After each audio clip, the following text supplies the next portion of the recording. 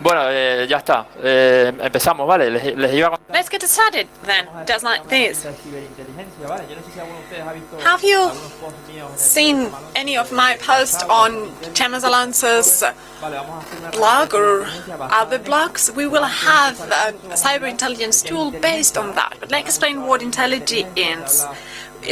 We see that it is a fashionable topic because of the ISIS and other terrorist groups and how they gather information on the internet, and we will try and contextualize it. That's not the kind of intelligence we'll refer to, the intel will refer to.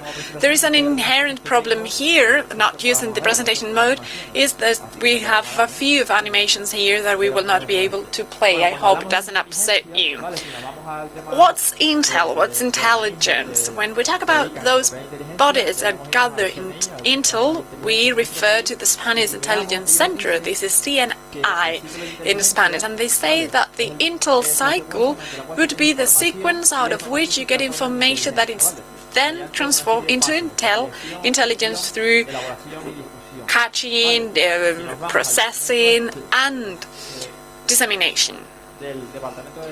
Then if we check this passed by the Defense Department in the US, can you see that? They say more or less the same, but in English. They say it is the product resulting from the collection, processing, integration, evaluation, analysis, and interpretation of all available information concerning hostile enemies, forces, or potential operations, activities that result in the product, that's intel, and the organization engaged in such activities. This is just to contextualize the fact that nowadays we have different types of intel. People working in the field can refer to human intelligence, which would be classical espionage, that it's gathering information through human sources. That's traditional espionage. All in all, in our field of hacking, cybersecurity, this is translated into social engineering. That's the ability of people to get what they want out of other people by manipulating them in different ways. But there are other types of intel, such as geographic intel, that it's based on air pictures, satellite pictures, mapping of the Earth. Actually, I've worked with a public agency in the Canary Islands developing geographic maps, and we get lots of information through those kind of sources. Then you get the intel, that it's signal measurement, optical, geophysical, so different kinds. And we also refer to open source intelligence. Those are open source based. But then they also refer to cyber intelligence. This is fashionable now, trendy, because everything is cyber now. We have cyber crime, cyber threats, cyber terrorists, cyber everything. If it's not cyber, it's worth nothing. In the end, cyber intelligence is defined as intelligence collected from the cyberspace, and in the end, it is pretty similar or just the same as what we call open source intelligence, or OISI. For example, there are documents such as the one I just read, where they see that this is mistaken with OSI. If we go back to the Spanish page, they say that the main sources of information, this should be an animated clip, but this isn't funny anymore. So they say the main sources of information are human sources. And actually, that's what value lies. Those are traditional spies that get information about potential enemies or terrorist organizations that might pose a threat. And to a lesser extent, they use information that is open source, that is OSI. Any of us can do so. It's all about trying and doing it and getting information, because that's information that it's open source. Then if we move to, well, here, this is a piece of information I'm not judging here. This is from El Confidential newspaper, just saying the opposite. They say, well, nepotism attacks the Spanish organization, but yet it says 90% of every people, they don't have field abilities for espionage, they don't have human intel gathering, and so they go for open source information. And that's the opposite of what they say, where the greatest... Sorry, what's up? Come here and see if you can fix it.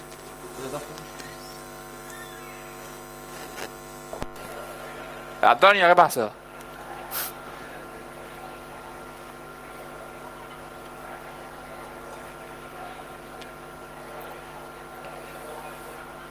Este es el taller con más incidencias que he tenido en mi vida, ¿eh?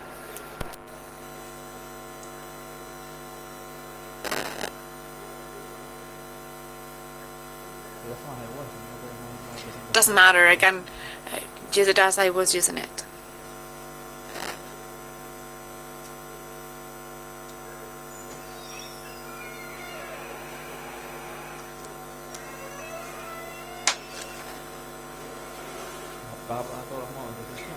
Are you gonna try every resolution mode here?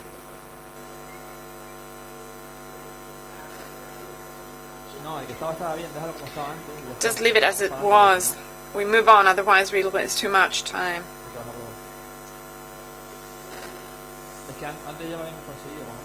We had made it happen before.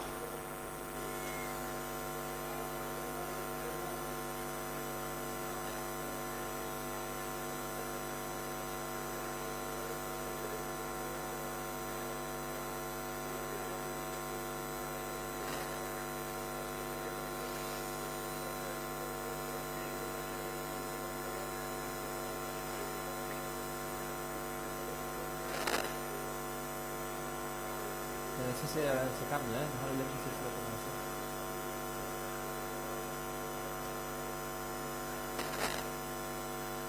En este iba mejor porque en este se va saltando. En este, de 1607, lo estábamos funcionando y lo dejamos como estábamos y vamos para adelante, pues de hecho hay muchas. No. Déjalo en 1600, ¿verdad? Que es como yo creo que no estamos funcionando. No, y el 720 sí.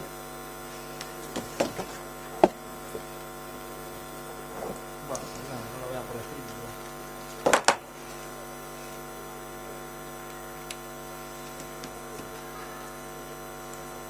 No, déjalo en 1600 como estaba antes.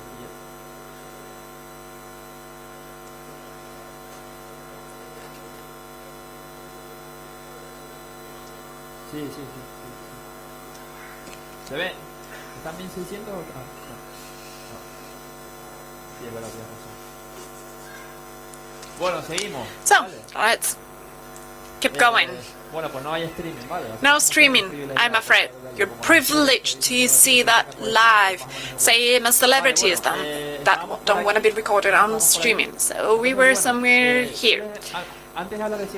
Before explaining cyber intelligence, well, this seminar, I taught it in Albacete's conference. Have you been there? Well, if you were, you already know what I'm about to say. You just take a nap for a couple of minutes if you wish. Basically, this is an example that I wanted to share here in CyberCamp, at CyberCamp, but because of security and safety problems, I decided not to bring in any new examples for information gathering, which would be possible, but I decided to keep it as it was. It's not that I didn't want to update it. Back then, the conference was, I know what you did last summer, and I was using human source intelligence to show how I could gather information just by talking to them in 2 minutes before moving into cybernetic intelligence. This was my plane neighbor as I flew there. Well, this was the first picture. This is Pedro. This is the second one as he was taking a nap. And this is proof that it was 2-3 minutes that I talked to him. And he is a soldier in Madrid. He is 28, 198, studying to join the local police force in Tenerife, and got a second year of psychology because he wants to be promoted. Sergio Ramos said this once, that you start when you're a kid. He flies often to Tenerife to visit his girlfriend, who is also studying, and he's got some miles to go to New York. I'm about to get the silver card, by the way, and he is a compulsive player of Candy Crush Sega, and this is a good excuse to attack Pedro when he's not sleeping. Another example here. Here. Vale, este es otro Pedro. Vale, Now the Pedro, taxi driver, picking me up in Madrid and taking me to the Lloyd's offices. He's been a taxi driver for several years now. It's not an owner.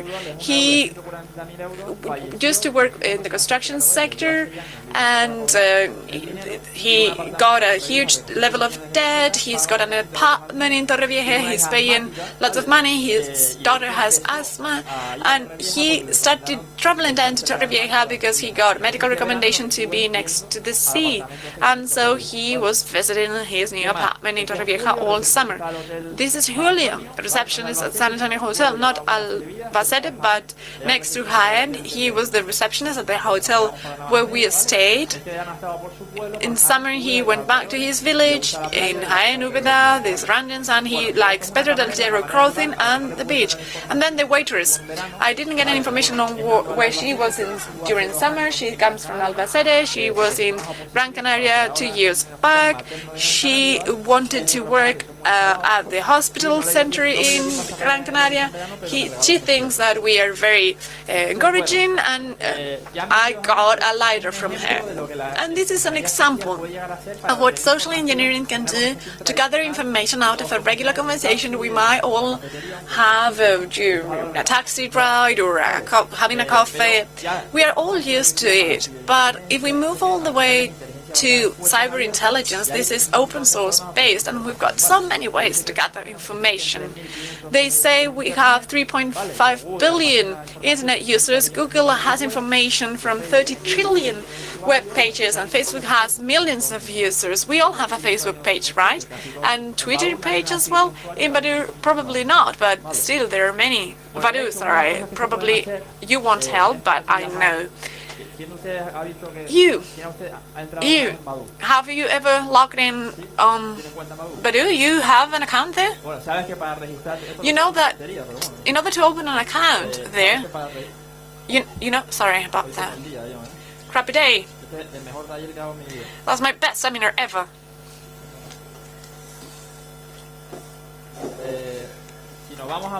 So, Badu. It's silly. My students back there, they know it, and also my colleagues at Deloitte.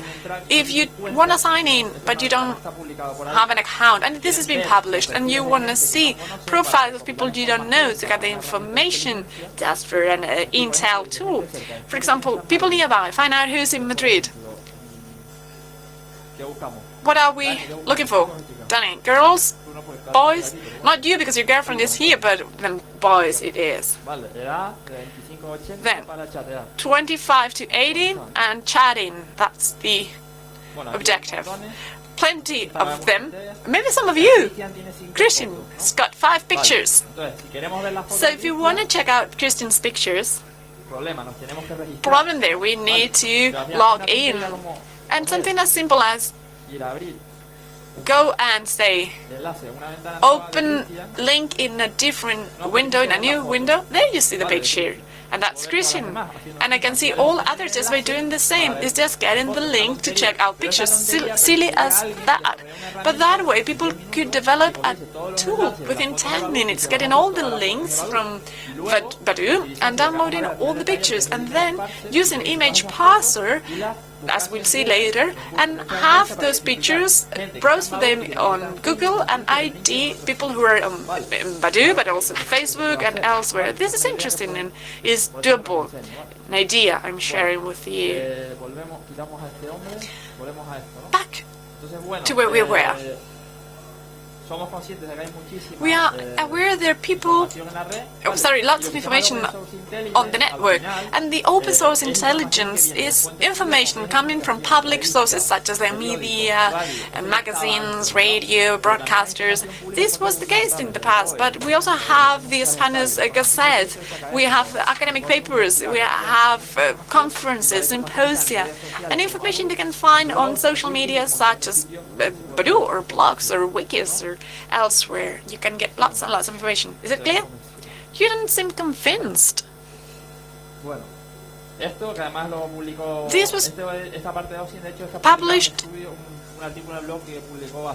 in a paper by Asier, a colleague at INSIVM. who's in charge of other technical workshops, so this is his copyright. What can we use information for? Well, reputation, for a company, psychological, linguistic status, assess market trends, ID and prevention of threats in the military field, and for us, planning APTs or phishing as well. This is developing cycle that equals the cycle defined by the Spanish organization. We can get information out of so many places. We have regular browsers. If we use Google Doors or Bing Doors, we can get information from vulnerable sites that can be easily attacked, and I will give you a few examples. And then we have Shoda that looks for machine, and Minchatica, name CHK. I get a Facebook user and I check whether that user is available on Twitter or LinkedIn. I can just ID the profile. That's what we'll do here. There are other tools such as metadata gathering tools. Are you familiar with metadata?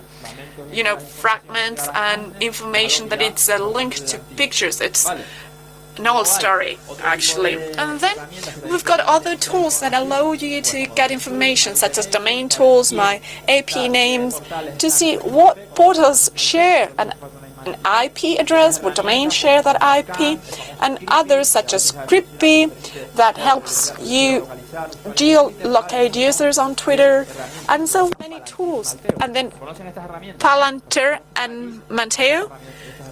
Are you familiar with this?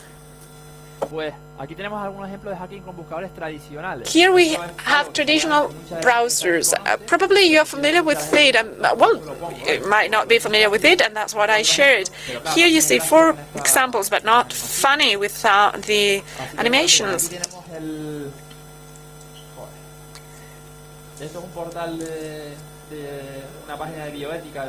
This is a bioethics page from Venezuela. Can zoom in. URL. Can you see that? Apps. Map.gov. Venezuela. I upload it. We are not developing a cyber intelligence tool, but a PowerPoint. Simple as that.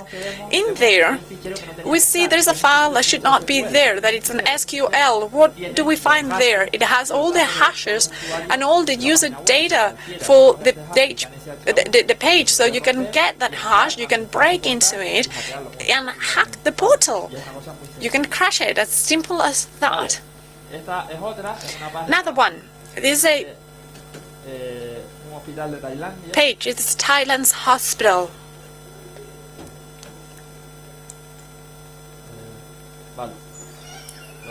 Can you see that? It's that hospital in Thailand. And inside, you get a file, which is not SQL, but included INC, and you get the host name, the username, which is Payati, password Payati, not too difficult, is it? And then the database name, which is Pato51. What else? Another examples. This is a portal. It is a football school, Real Madrid in Moratalaz, and there's a document in there called Medical Examinations PDF. It shouldn't be there. And this document holds data for minors with appointments for a medical checkup.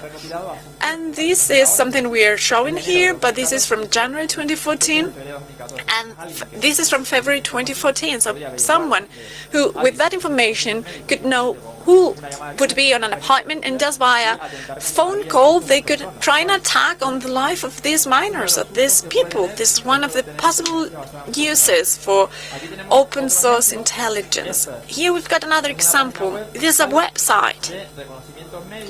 Medical checkups or workouts, where if you add this symbol we use for SQL injection attacks, this is not exploitable, but it has an Apache server which is 735, and if we check it out, I'm sorry about this. And if we go to the news and warnings on INCIBE, you see there's a critical vulnerability on patches where you've got the 700 to 750 versions where you can upload a file just by forcing the sign and knowing that it's a vulnerable patches, you can upload a file and handle the server. Another good example of things that can be done. This example is a traditional SQL injection. Do you know what it is? Yes, right? So I'll skip it. And here, another example you probably know as well, a researcher who a few years back found through reverse engineering of a D-Link router a backdoor. If you change it into user agent, you could remotely handle it, and using a Shoda search engine that you probably know, where we can find many link routers. We have the D/100 that can have this vulnerable firewall. Just by changing the user on the browser, you can start or log in and be the administrator for the router. This is another example. Famous TrendNet cameras.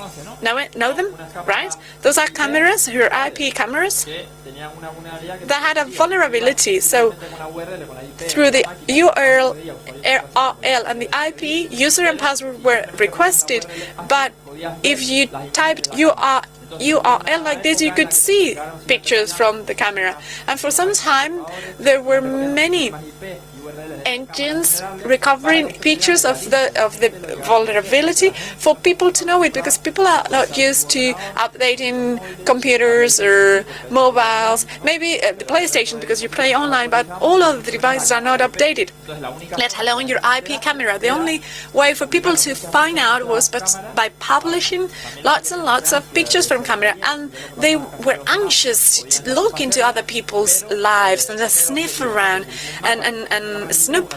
And so that's what they tried, but they increased the repercussion of it, and after some time they closed down the Twitter account and the map so that people could not tap into it anymore. And this is a picture that it's been trimmed out of the PowerPoint in order not for you to see what you shouldn't see. But you see, as part of this camera list, which is very old, by the way, but if we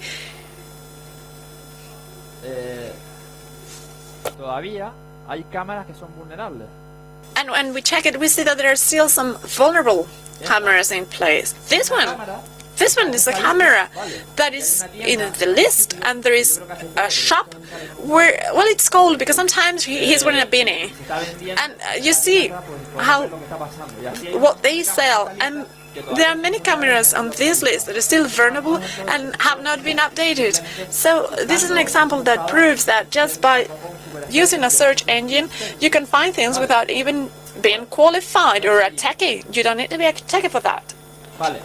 On we go. A bit more difficult to explain without the clips, I'm afraid. One of the exercises I did working at INCIBE last year was kind of APT on an airspace multinational. It was a large company that would have a conference on human resources for top management, and they wanted a conference trying to teach them what could be done, and the idea was to shock people. So I thought of showing them how many things can be done through open source intelligence, some touches or nuances on how I can attack the structure and go a step further, take a step further. This will be very difficult because it's all pasted and it goes the other way around, but still. Here we see a few examples. Let me delete them and undo.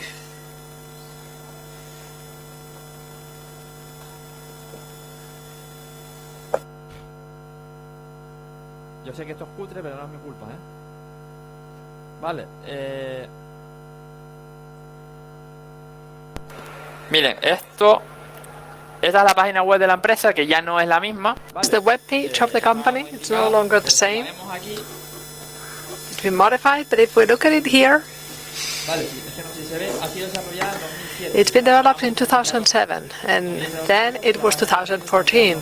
So it was 7 years old, and It had been developed in the HP, and this is the web page of the company that developed that web. And very often, attacking the web of the company that developed the web page, you can get information, username, passwords, and very often they're in the very same server if they are the suppliers. And this is, and here I inject an PHP chain to try to see the Easter bunnies. These are these presents that computer programmers leave when they are bored, these backdoors or little drawings for people to find them. And through that Easter bunny, you can know what HTTP version is running on that machine to know whether it is vulnerable or not. And these are the credits. Here we can see the Easter bunny, which in this case matches the more up-to-date version of PHP. So, and then there are other ways of getting information, because here we're only doing the initial phase of information collection, because in the information guide that you see in an ethical hacking, in an audit, it's much more thorough. Here we see dominions of the same organization, which are in the same IP. Then, through a whois, we get names of people, addresses, and looking at the name of the company, we see portals, like a NOVA 2000 portal from 2013, which is hosted in an IAS 5.0 that can have many vulnerabilities and can be exploited. We have an aportal dot, name of the company.com, which is very simple. You can see that here. Another intranet, and another one, and another one. And another way of getting information, users, names of people, locations, to do social engineering, so job employment. And here we're talking about a multinational which publishes an annual report every year, like many companies. And here you have the picture of the president, the general manager, the board of directors. So you have pictures, you have the names and the surnames, and you can look them up in LinkedIn, and you can get vector attacks against them. So I did all of this, and I collected some email addresses, some names, and to have everything ready for the presentation. And I said, well, since we have found the internet and the extranet and the webmails and more things that I haven't enjoyed, the old email and address and the new one, we're going to set up an attack. We're going to set up a false site, a full extranet access formula, or this is like a phishing of the 90s.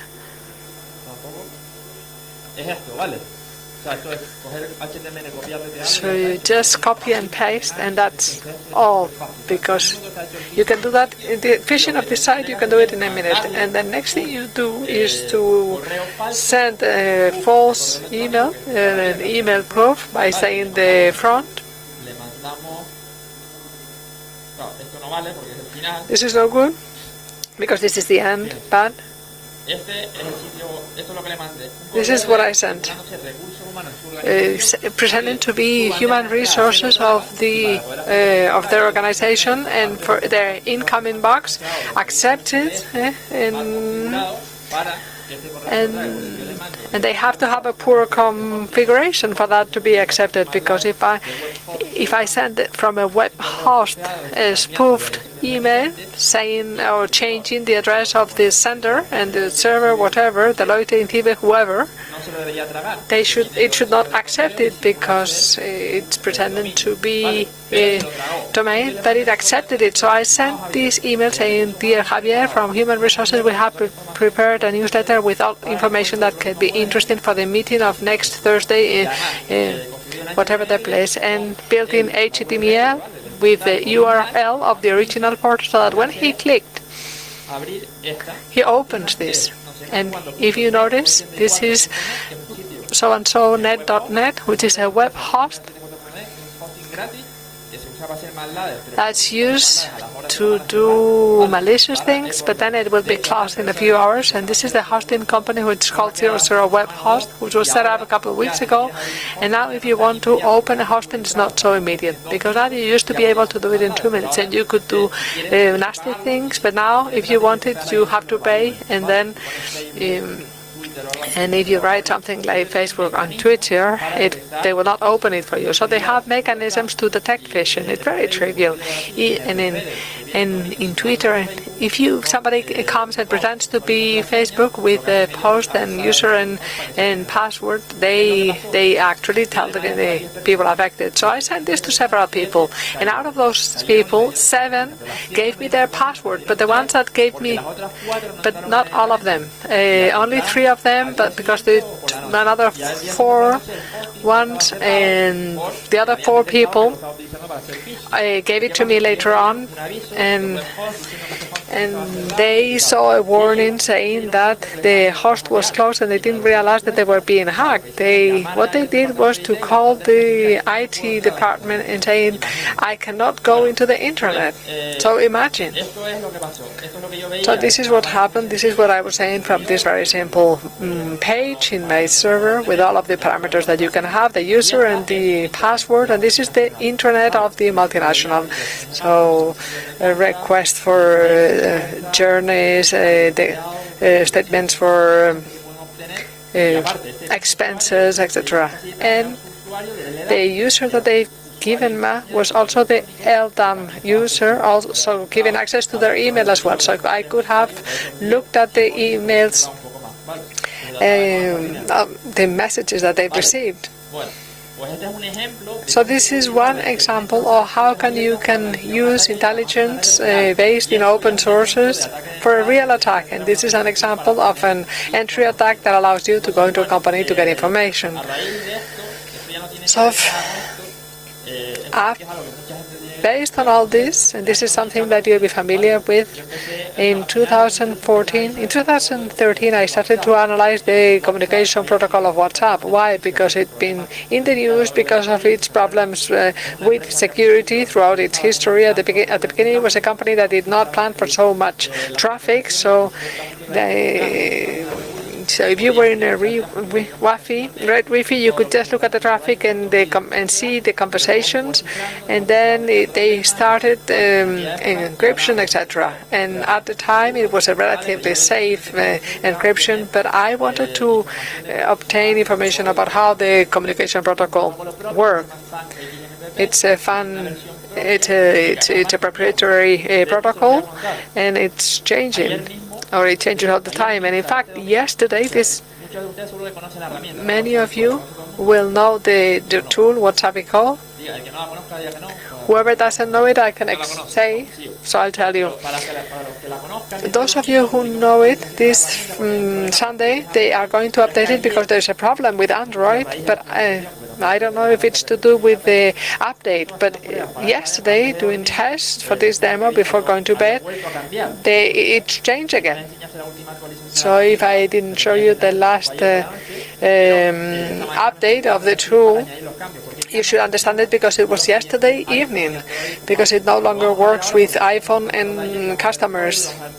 We're going to look at all of this because this is what the workshop is about. But it's the proprietary protocol, FAN-MPP, FAN-XMPP, and at the beginning, when I started working on this, what I did, the protocol works in this way. You send an encrypted key that it's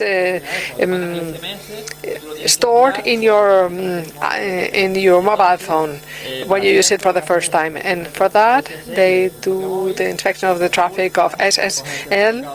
It takes the Paul Schweiger certificate, you install it in your profile, and you're able to monitor all the SSL traffic. And in this case, WhatsApp uses it. So you can see that password and store it. this used to work, but it doesn't work anymore. Now, WhatsApp has added a certificate spinning, which is to check the certificate, because that you cannot fool it with that proxy bool certificate. But I had the encrypted key in my device, and with the API, it's WhatsApp. It no longer existent, but it's a new one that the community with its own protocol, and WhatsApp doesn't want that to have alternative APIs, and in fact that they have come up with a web version of WhatsApp. So I was using it for other stuff. In this case, to analyze the communication protocol, I would take the PK, I would download the traffic. I have my own password that I had sniffed, and looking at how the information is sent and looking at changes in the protocol version. I didn't get very far. I found some things, but I stopped at this point. And that's when I moved to Leon, and I joined in Thibe, etc. And I discovered, and you can see that here, this is what you call a challenge node. Things that you discover. For instance, at the beginning, when you connect to the WhatsApp servers and you set up a communication, they send a challenge node in cryptography so that you can encrypt it, and that the communication begins. What happened? I discovered that this was this way one day, and the following week it was no longer that way, because they no longer send the challenge node. But before you start, you look at the package and you're getting an encrypted information, because they've changed the protocol in the application so that you save the last challenge node that you received. So if you want to decipher all the conversations, you would need all of the pickup from the very first time the WhatsApp was installed. So these are things that you can find by doing traffic analysis in mobile applications or whatever. So what I did find out is that before the beginning of the ciphered communication, there is a flat text packet with the customer's operating system, the version of the WhatsApp, etc. And this is the packet of the device. This is an iPhone 35619, and what I saw is that there were. It was in more clients, in Android and in Symbian. There seem to be people who use those phones still. So what I did was a tool. This is a mistake, because this is how many of these packets are sent in these public Wi-Fi's in airports or in the CyberCamp or whatever, Wi-Fi in a hospital or in a hotel. So I did a script which is called WhatsApp Discover, which is a tool that what it does is to look for a number phones, user numbers through backups, through WhatsApp users. So the first thing we're going to see, since we're here, is see what this is published in GitHub in a repository called WhatsApp Discover, and I updated it on Sunday with a new version of the tool because of the problems in Android. So in the example that we're going to look at, I detected many packets and many phone numbers, plus 34, plus 34, and I was struck by the fact that at the beginning, what I was doing, where I'm building a script in Perl that does what my eyes sees. My eyes have seen, I've heard Android, so I'm going to have to build a tool that will make this automatic. And once you have that tool, you see that example that I hadn't noticed. This 1202, which is an US phone number in Tenerife. So an American guy who's in a shopping mall in Tenerife,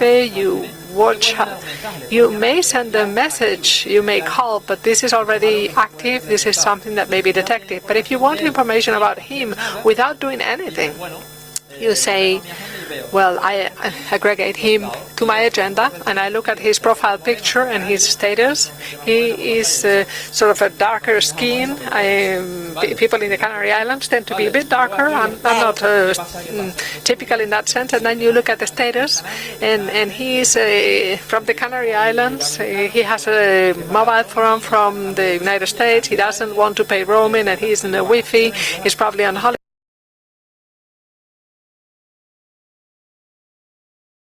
That's when you start thinking about the use of WhatsApp as a tool to gather intelligence. Why? Because you have a tool that gives you information about phone numbers of anonymous people, and there are many other ways of doing it.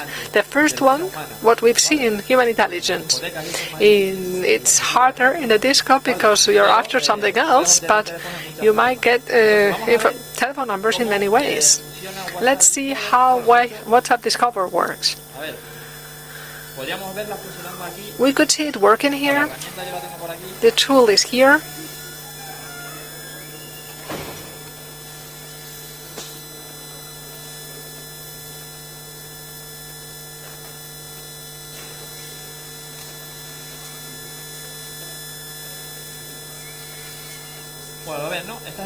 So you can see it with many mobile phones, with many pickups, and from different countries, from captures of packets that I've had here and there. And in fact, yesterday, preparing the demo, I realized that this has changed, and this is the last version that takes the information of the customers, and this of the old customers, but also the current customers. So we're going to see how it works in an example. In this router that I have here,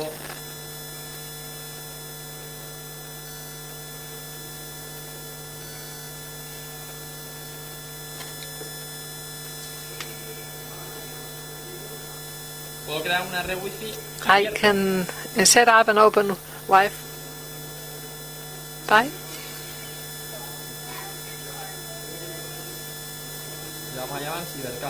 And we call it CyberCamp. CyberCamp. No, pero a ver, no vamos a hackear a nadie. Aquí alguien se tiene que conectar porque si no, no tiene gracia. No, solo vamos a coger el número de teléfono en WhatsApp, pero todavía no. We won't hack anybody, but somebody has to link into the network. This is going to fail now because this is what happens when you're live. I don't know if the coverage is very good. Well, I've shown it earlier on, and you've seen the image with it. So what are we going to do? Because a lot of people know about pickups monitoring, but many people ask me about how can I get the traffic. I want to get the phone number of so-and-so, but this is Wi-Fi networks monitoring is an old issue. Everybody here will know how to do it, but if we set up an aerial here, when we plug it here, if you don't have a Wi-Fi aerial, this is worth 20 euros. You can do that with the integrated card and the equipment. It doesn't work very well, but for a demo it's good enough. And with one of those cards, if you do it with a card, you can do a live distribution of Kali or Wi-Fi flags or whatever. And if you use a virtual machine in a Mac or in a Windows, usually when you get the network card and you use it with a virtual machine, with what it has it as an HTA0, so you cannot sniff traffic. So if you use a virtual machine, you need this external adapter, because people sometimes mix up this adapter and the aerial. And if you want to know something about this, you can buy the book Hacking in Wi-Fi Networks, and you can see there that it's one thing the network card and it's something else the aerial. You can have a USB card, and then with a very, very long cable, and with this aerial, and you can, and it's a peculiar attack that was in the press last year in the Canary Islands. There were people who were setting up Wi-Fi networks in the hotels in the Canary Islands, because there are lots of hotels there. You've been around, and they were setting up these Wi-Fi networks. And what were they doing? They have all the equipment and the aerials, and they were setting them up in all the hotels with in this aerial in the nearby hotels, and they were launching authentication attacks to the customers of the next door hotel. And that's a packet that I sent to the router to say that I'm going to finish the connection.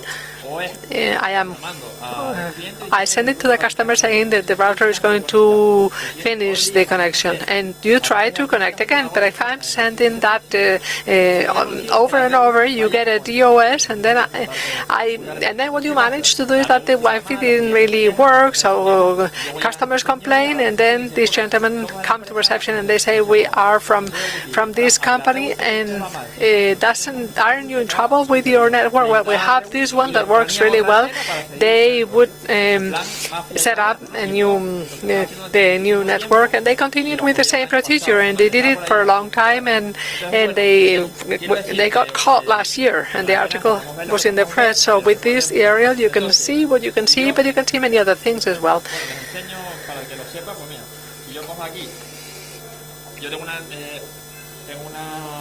I have a sort of a wireless interface here, and for those of you who are familiar with this, if you're familiar with this, let me know, because then we can skip and move on to something else.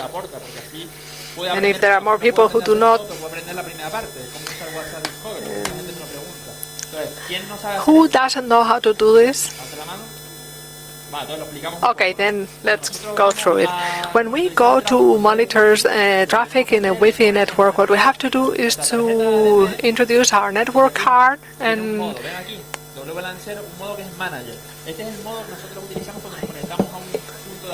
this is what we use for an access point.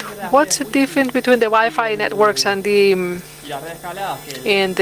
cable networks? That the packets travel through the air, so there are no cables, and you can monitor the whole spectrum based on certain features. If they are encrypted, no. But in an open one, if I connect as a customer, as a manager, that means that I link myself to the access point. Usually the drivers, and many people do not know this, they are looking for optimization, so they are only going to receive the packets.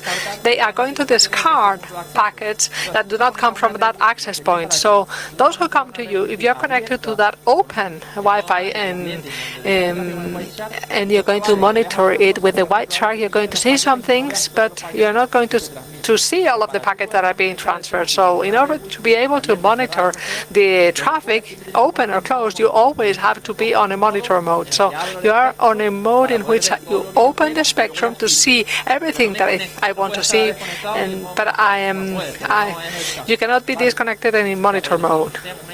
We have a wireless interface, and what we're going to do is to set up an interface in a monitor mode.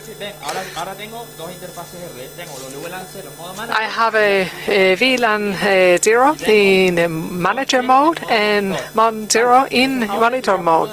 So now I can begin to monitor traffic that's around me. And if I do an IRDAM, Mon 0, well, we could focus on a Wi-Fi network only, but here, these are all of the Wi-Fi networks that are around here. Real Madrid Baloncesto, Asistentes, CyberCamp. There has to be an open CyberCamp Wi-Fi, which is the one that I set up, and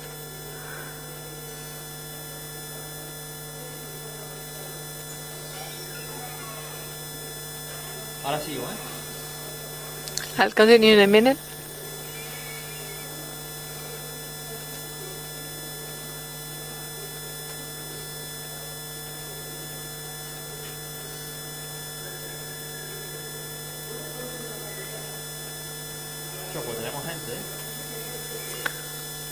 Plenty of people. So just to tell you how this works, these are the Wi-Fi networks around us. These are the channels, the types of encryption, etc. And what's here, that's also of interest, are provers. It's 7:15. okay, we can stay until the 8:15 if we're not thrown away. Well, probes, do you guys know what probes are? How do Wi-Fi works when we're with our device going around and we see a Wi-Fi in Starbucks, wherever? What we see are these packets that are the beacon friends. These are packets that access points or hotspots sent to the air, announcing themselves. I am the hotspot with this address, and this is the Wi-Fi name, NH Hotel or CyberCamp network or whatever. And then customers, how do they make an automatic connection to the network when they get home? With the probe packets, which are packets that the customers send looking for those known Wi-Fi. So you're walking around and your device is sending messages saying, hello, CyberCamp Wi-Fi or Starbucks network, are you there?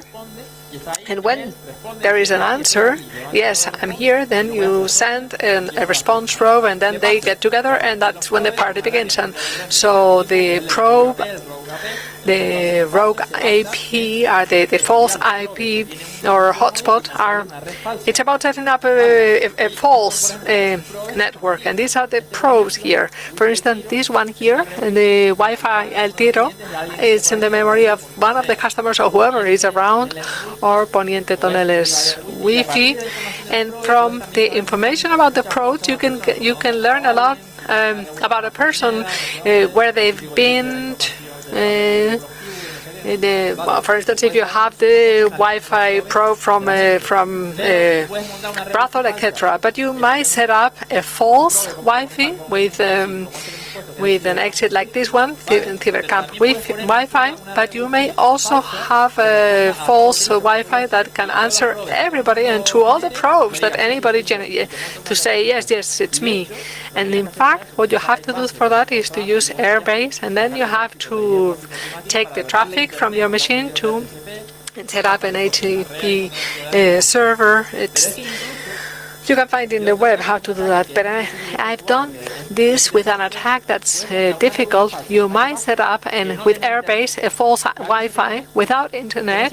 Somebody connects, and at the point WhatsApp comes in because he wants to read it, and you send a false Wi-Fi, and he clicks on the WhatsApp, and 30 seconds or 10 seconds later, it realizes that it doesn't go to internet, there's no connectivity, whatever, and it doesn't serve, but it sent you already a packet that allows you to get the phone number. So this is an attack that you can set up. At least I want to get Danny's phone number, but anyway, I set up this. If I'm lucky enough that he goes into WhatsApp before his mobile realizes that he cannot navigate in internet, then I'll get him, and otherwise I will set up a false network and will give him real connectivity. Has anybody joined this network, the CyberCamp network that I've set up? And you've opened the WhatsApp? Okay, so what we'll do is see what we're generating here. It might not work because this has changed, but I'm going to keep on monitoring. The protocol changed yesterday, so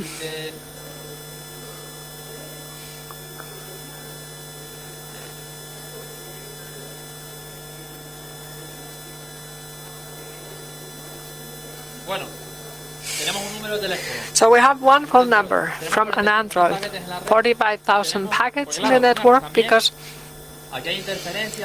here we have interferences, and there's a problem as well that when you want to monitor traffic of a Wi-Fi network,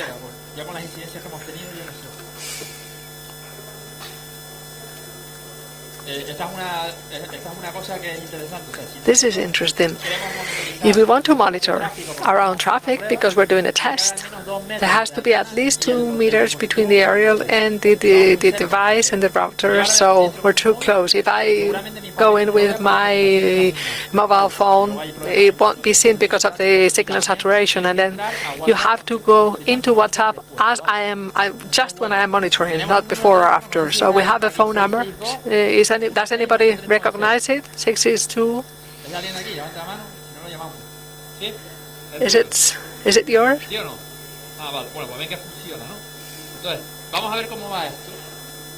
So you see it works. So let's take a closer look. If I open now, because it's about knowing how it works. What I've done was I was on the Aerodam. If I want to monitor the traffic of Wi-Fi networks, what I do is, once I know the Wi-Fi I want to monitor with a landline, I filter and I save it to a file in Monero, which is the network interface. And once I have a cap point, this is a packet file, I open it with a Wireshark, which is a traffic analyzer and a sniffer.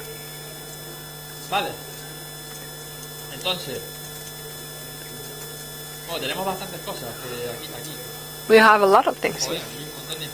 A lot of information. This is going to crash because Wireshark, if you have more than 40-50 megas, you're in trouble. Okay, this is something you can do, which is to see HTTP request. Somebody has connected to ibauta.com with a master Android. There's not much. If you're not familiar with Wireshark, and this is very basic, but you can see the protocols of the traffic generated. Most of it is TCP, how many images have been sent, no images, UDP packets. With UDP packet you can get more information.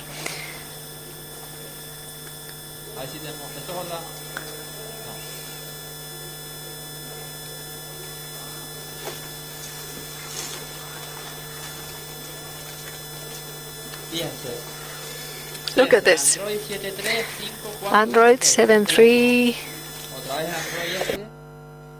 Again the same Android, another Android. And we can build another tool, WhatsApp Discovery, to focus on iPhone or Android, and because other packets. If I go here and I do this, do you see this packet? This is my iPhone. So you can detect phones and where you can see the name of the person using that device, and you can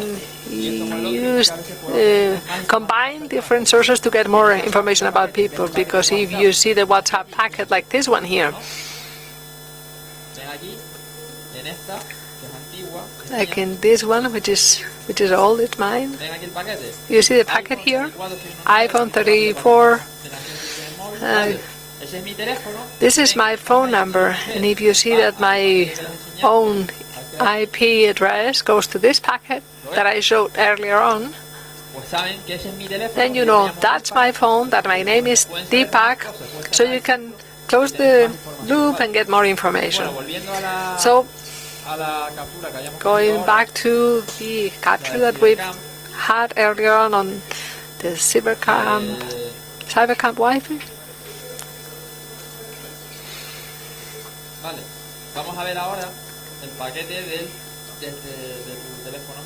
We'll look at the packet of your phone number.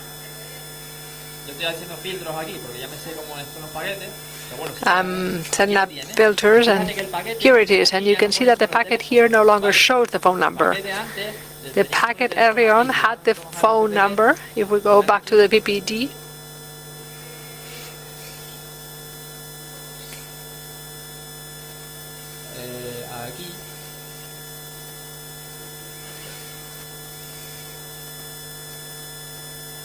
Ven aquí, ¿no? Android 34, 6. It says Android 34, 6s, etc. Like in my iPhone. But no longer the case.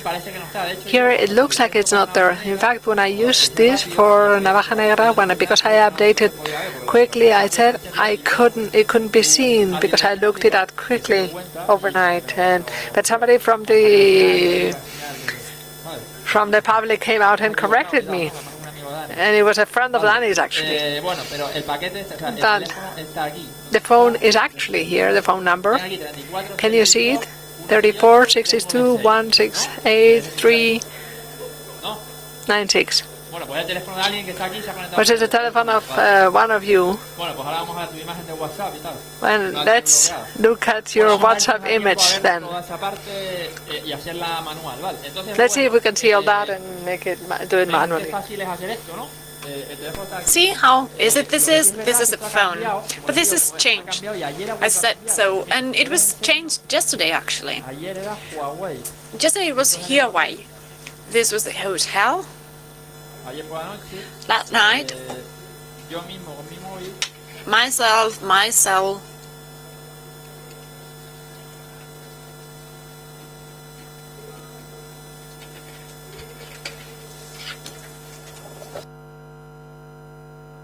Ah, no, esta es la del...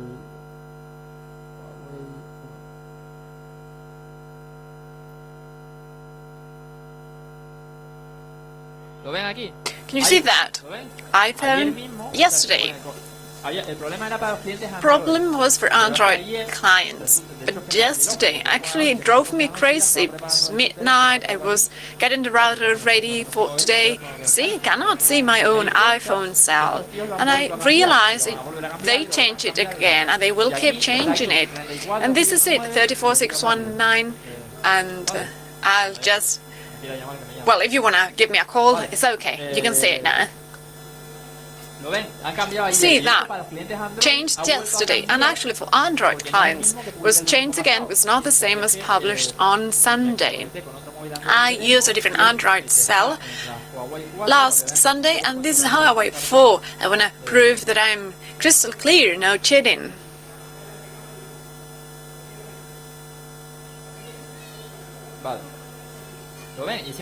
See that? It's a very small packet, and you start thinking, well, you know, I'm tired, it's midnight, what's going on here? And I have my seminar tomorrow. You see that? This is another offset.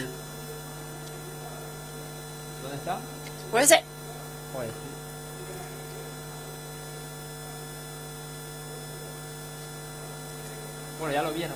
Well, you saw my cell number already, right? That's what you happen when you're on stage. Where is it? 346176113? Say 73, sorry. So, as a matter of fact, when I flew from Navaja Negra, someone from the community, Valentin something, I don't know him, who sent me a heat hub full with vulnerabilities discovered by whoever, with the tool update, and he actually sent it based on regular expression searches. But if you do it like that, you don't find anything. You need to find the offset where the hexadecimal phone number is located. This case was changed once again, so my new script for WhatsApp Discover, it's not been uploaded yet, is this one, and I'll just rush it.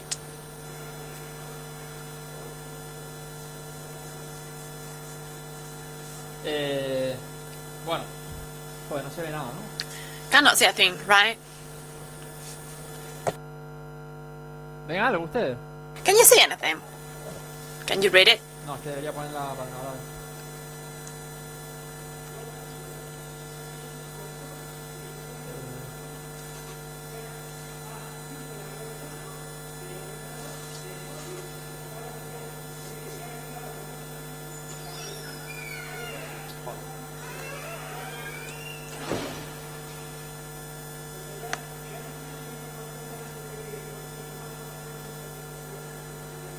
¿Dónde está el blanco aquí? Where's white?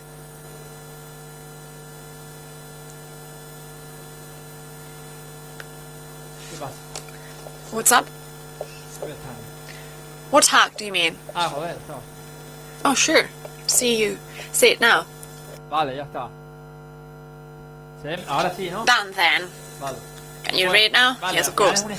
So this is a Perl-based script. It's pretty simple. You see a series of libraries and variables and everything else. I will not dwell on that.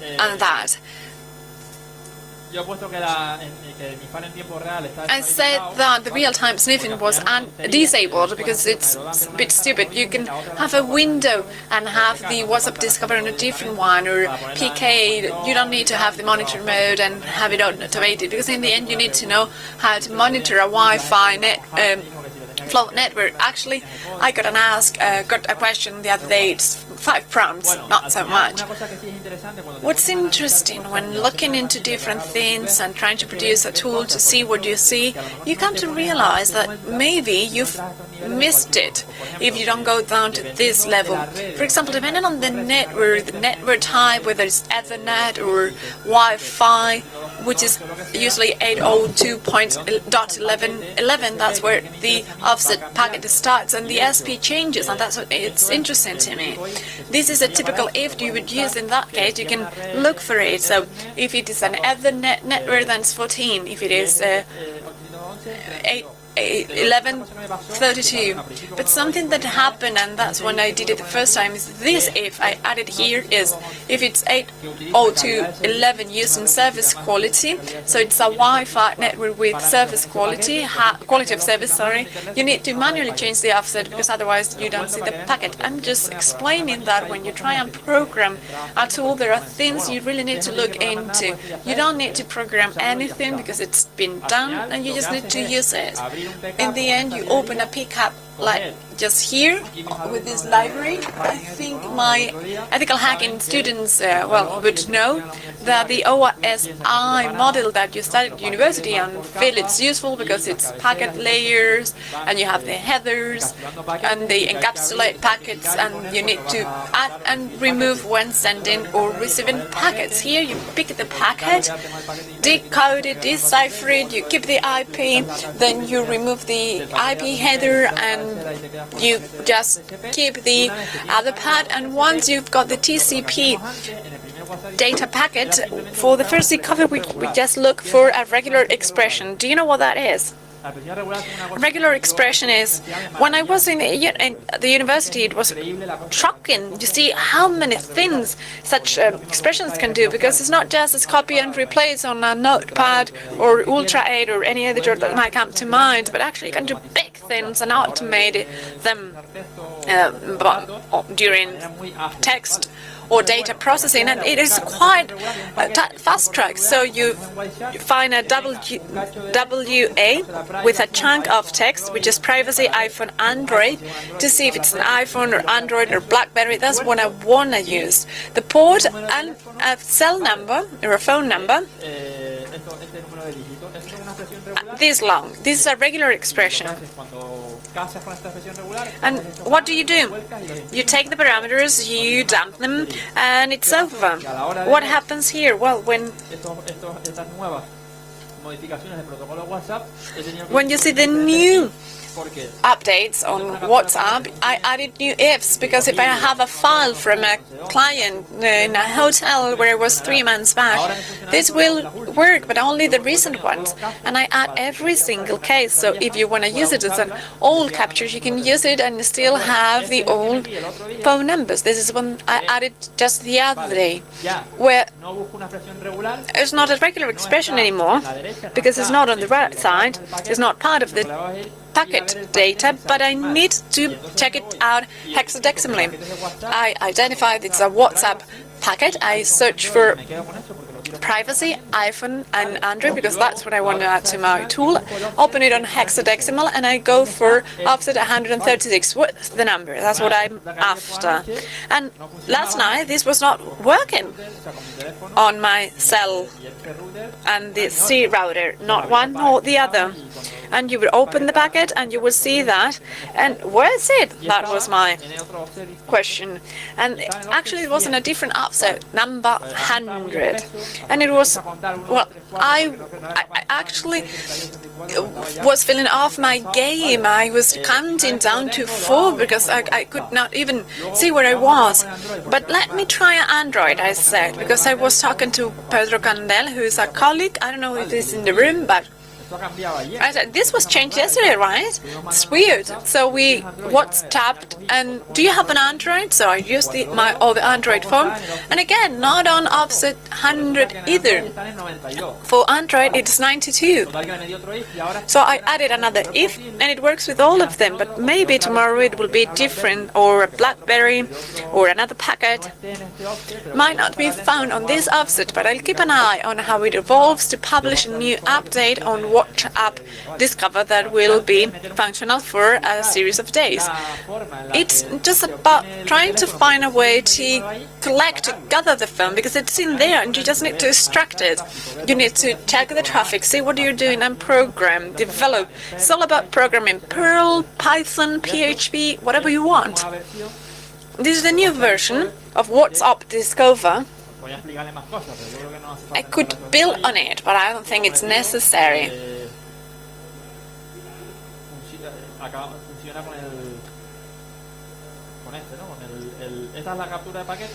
This is the packet capture or collection rather that we've just made. Well, just one more because we get monitoring. Haven't stopped it. We've got 6, 7, 5, 16. Anyone in the room? That number starting like that? A few more things can be done which are funny or interesting, but this is Foremost, another tool for forensics.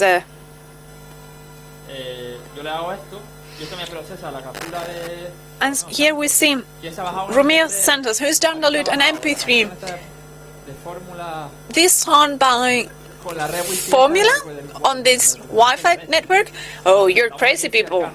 This is the CyberCamp. No need to listen to Romeo Santos, right?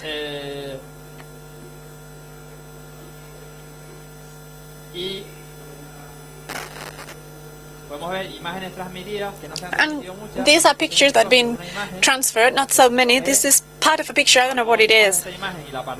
And then if you pass it and find the packet, you see where it comes from, and you can add a few more things.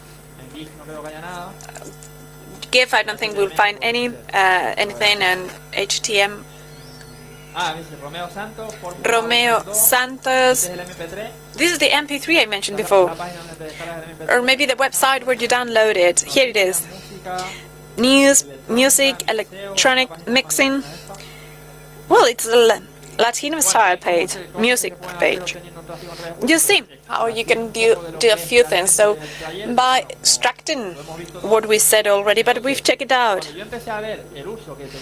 And so when I consider how it could be used, because so far it's been phone numbers, WhatsApp. And with the US style, you find new examples. Another one here.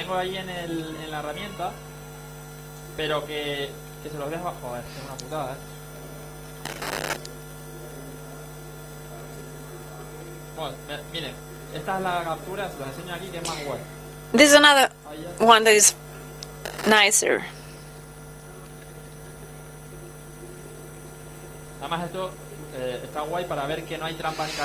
And this is good to see there is no cheating, that this is a true APT because it's there as part of this capture here. I think this was the one, but I don't really recall. This Android, old one, 18, other numbers. This guy here, he was sitting at a Hyatt hotel in Washington last year where I was there, and I got these packets of his. And I was monitoring requests or queries and the web and the traffic. You see the mini IP, that is 231, ends in 231, also led to flow or traffic.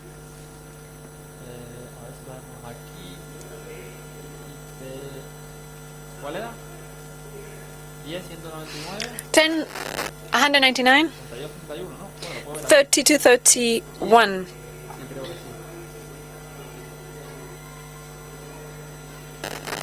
Bueno, ven esto. See this? Image.com Tinder. Are you familiar with Tinder? I'm not. Tinder, sorry. It is a proximity-based contact app which is about flirting and affairs. It uses geolocation. My friends use it, not me. And what they do is, within a scope from 0 to 180 kilometers, it tells you. So, how long are you willing to drive?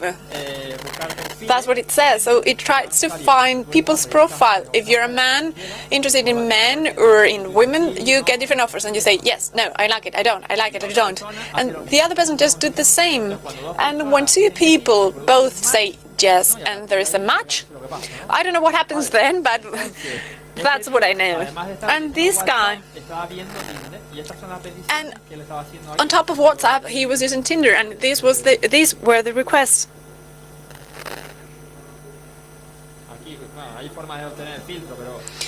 There are ways to get the filter.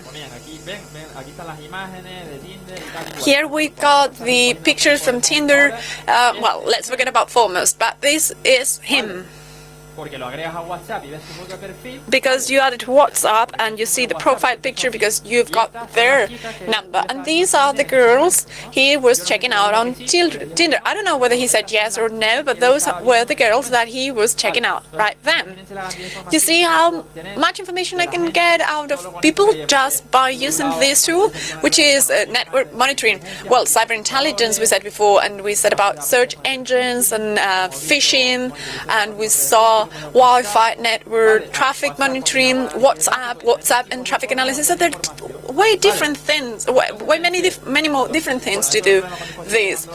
And well, I've already explained Android, mobiles. This is another way to find phone numbers. I've explained this already. So let's move to the API.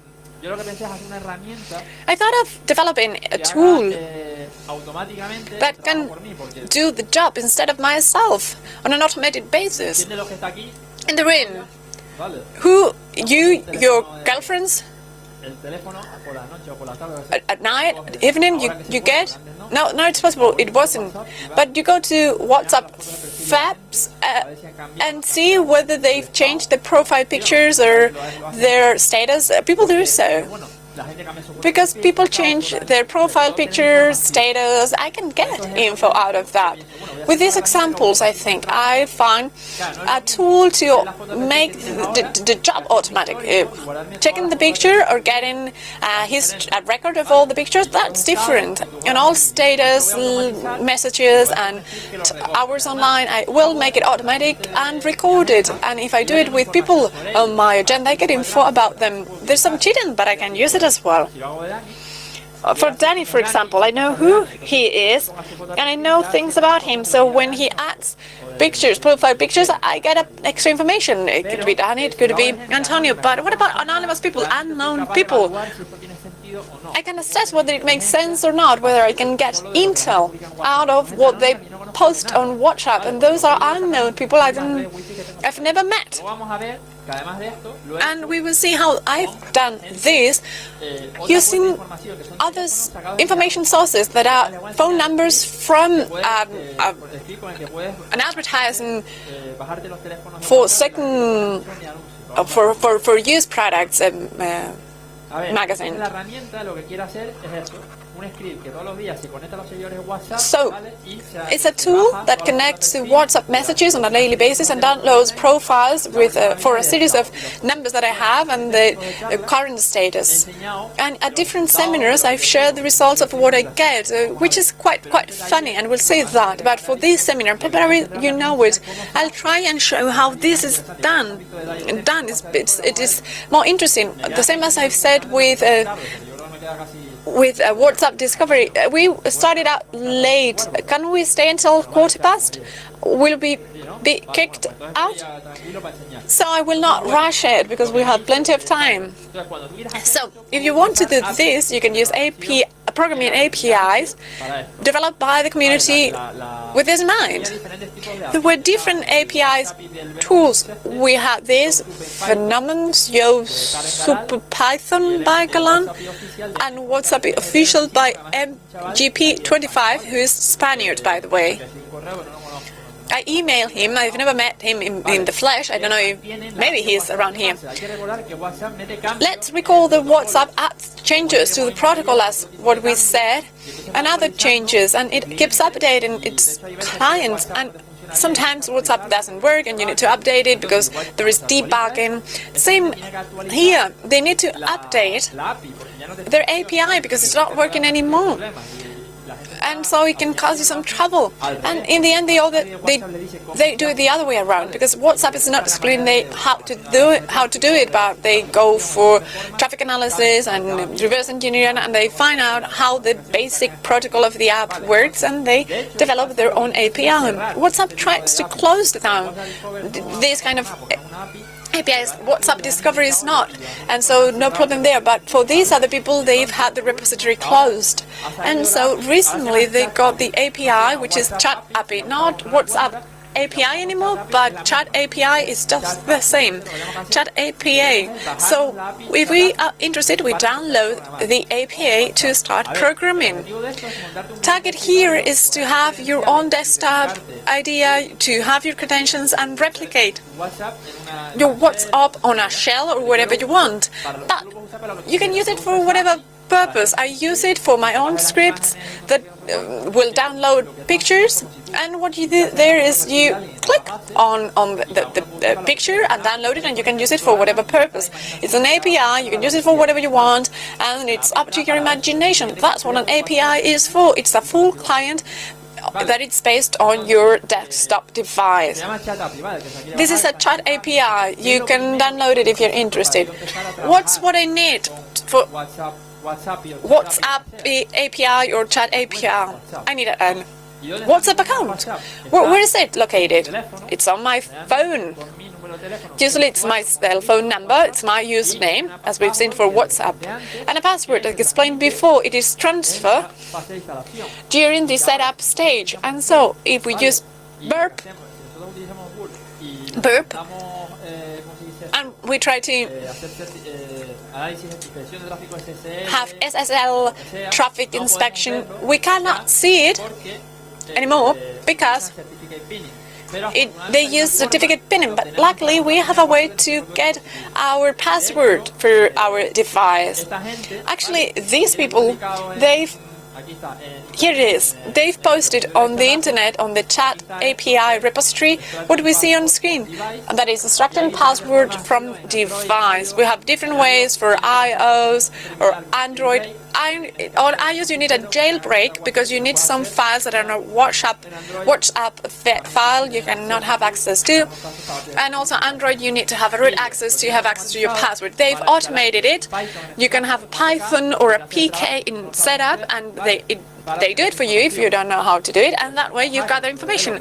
But if we are hackers and developers and we want to have a WhatsApp script, then we can do it manually. In the end, it's about going all the way to the file where the password is located and extracting it, because we have the Cache DB, which is a SQLite database. On iOS, for example, what I do is, this is my cell phone I have with me.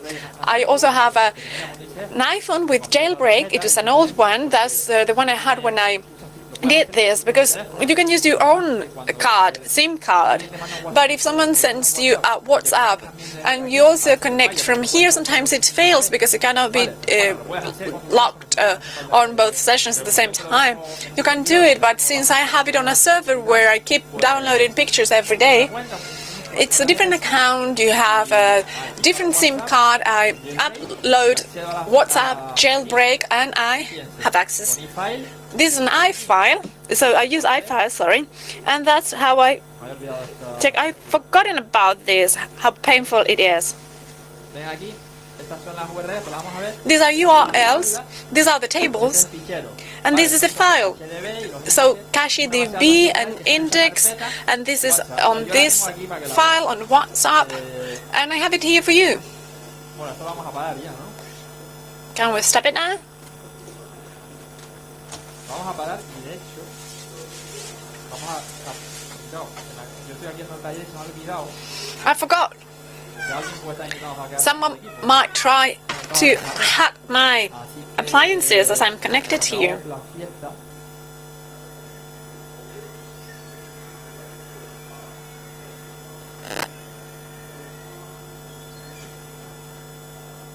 Vale, ya no hay wifi. El de Romeo Santos tendrá que buscarse otra wifi. No Wi-Fi anymore. Romeo Santos needs to find a different Wi-Fi. Esto, el caché DB. So I've downloaded the cache DB and I have it here with me. Lo ven bien, los colores ya. It doesn't look too Lo ven bien. good, but can you see it? Different colors and everything.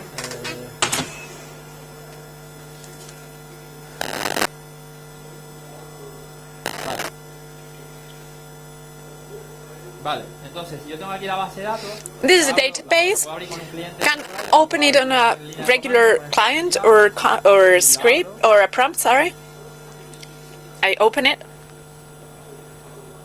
Vale, Good. puedo ver las tablas que son esas que You vemos can ahí. see tables that you see Caché here. data, recibe data, Cache responde, block caché data, ver. cache Vale, response, entonces puedo ver and there y hago un select asterisco from.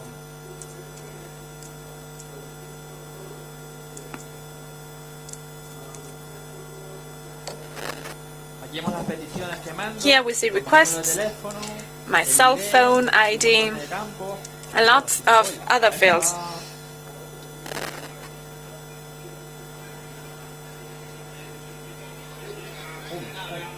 ¿Lo ven? Aquí está el There you see. usuario y el password. Username, password to this account's WhatsApp. Espero que no haya sido tan rápido y como no tenemos To this WhatsApp account, sorry. I don't think anyone outran me. porque aquí sí me podrían coger mi cuenta y joderme el script. Vale. Because here you could log into my account and screw my script over. Con mi usuario y mi contraseña. Here I get my username and password, so I have everything I need to start working. Actually, if I download Chat API,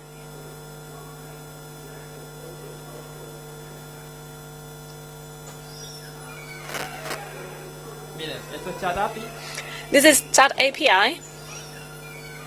Tienes aquí el código fuente. Here you've got the source code and all the PHP files, some tests. Vale. Good. Y aquí And so here una carpeta de examples. you have a sample file Register tool, porque otra where you cosa have the es register tool. Because if you don't have a WhatsApp or you have it on your phone but you've got your cell phone and you don't care if you lose it, you can check your cell phone, add it here, and log in directly to get again a text and have the password, and you use it here. You can do it just like this if you want. el SMS, There is a text, móvil, se lo pones y ya you add it to yourself and add the password. Sometimes it fails because they keep changing things. It used to work in the past, but sometimes it doesn't work anymore. There's another way to find credentials using your own PHP account or using Android, and that way you can get your own password. Este ejemplo, el example, por ejemplo, This one, sample register, register. registrarte con tu This is a way of logging in with your username, and this is something you can see on their website. They explain how to program it. Here you have this sample, y aquí fíjense, va. and again, Username, username, el username, el password, Password. ¿no? see that? Y luego todo porque este fichero era el primero en el que yo And everything else. This was the first file I started working on. I started working on this functional sample because in the end, this is an example, a sample you get with a few things ready. Actually, I'm checking it out because I downloaded the latest version of Chat API yesterday, and I don't know where I y el ejemplo, los ejemplos están saved it. And these are the examples. hace una cosa, lo que hace And well, it actually sends foto y a no sé qué, picture que tú le pongas y del cliente que se ponga. from a client if you want to. But well, never mind. Al final, lo que yo hago es montarme Well, un servidor in the end, I have an Apache server up, no, un servidor a web server. You can do it as you want. Actually, I set up an Apache server where I keep all pictures in the directory with directory listing on, which is not safe, but since it's just for me, it's good because I check out the pictures and everything. Tengo el local y tengo en una máquina que tengo por ahí. I have it here, and it is, well, a bit tacky, but you see, you have the file with all the the phones numbers. I can have them sorted by date of change date. See, this day, on all the pictures inside. Can you see how it was January 25th, 27th, 29th? And that's what happens when we change the picture. And then April, May, June, and then September it stopped. Because the WhatsApp protocol was changed, and the chat API didn't work anymore, and chat API was not available, and I just quit because I had plenty of pictures, didn't care. And then I realized that I had 2 months worth of tracking, but I could have had much more. Y ahora vamos a ver luego ejemplos, ¿vale? Menores, estas menores. Vale, voy a ser feliz, juro. Vale. ¿Qué más? Entonces, bueno, yo me monto. So what else? Me monto una servidor Apache. I set up this Apache server and then an SQL server, an open source database, sort of on the cheap to set up the information there and store information about status and clients. But, so I can process it later on. So an Apache server and SQL, it's very easy. Then I generate my script, and what it does.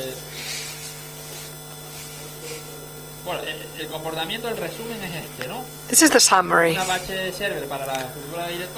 An Apache servers and MySQL, where I keep all the information. One script using chat API, and I schedule my daily execution with cron. I can do it with Linux or with Windows. It's very simple. One of the things, and how does this work? My code is going to have a target file, a file with targets.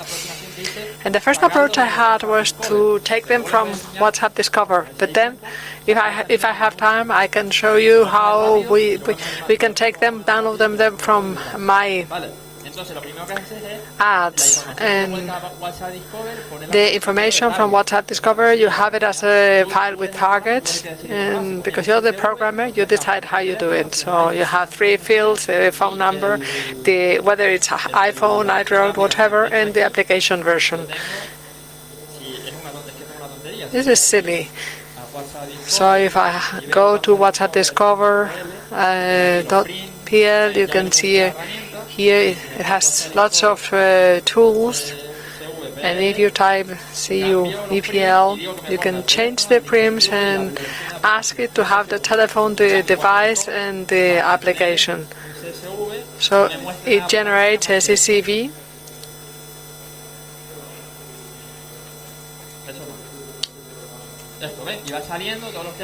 And you get all of the numbers. It's a CSV. You can import it in Excel, and I use it as a source code for the script.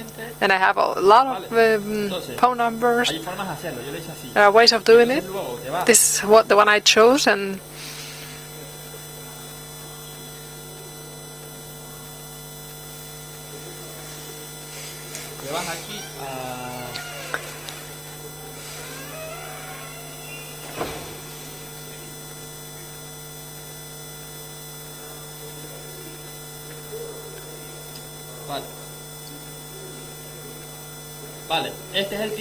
so this is the file. the intelligent cache script, and I remove the database because it's going to be hacked, and removing the user and password of my WhatsApp account in the very script. So I have to write here user and password, and if you want to save this, I wrote it. I set up the structure in the data field within the Apache file, so I can save it in web format because it's nicer for me. It's more convenient, but you can save it wherever you want. The name of the different files, because I'm going to keep it in a text file and also in a database to be able to process it in whichever way I want to. So we can't go into a lot of detail here, but it works with events. So the first thing you have to do is to connect here with this function with your username, identity, team name, and password.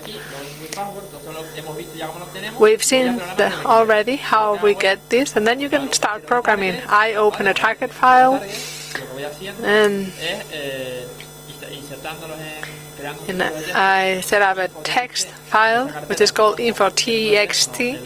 In that file, where I have the phone number, the device, etc., and I save it as in my SQL.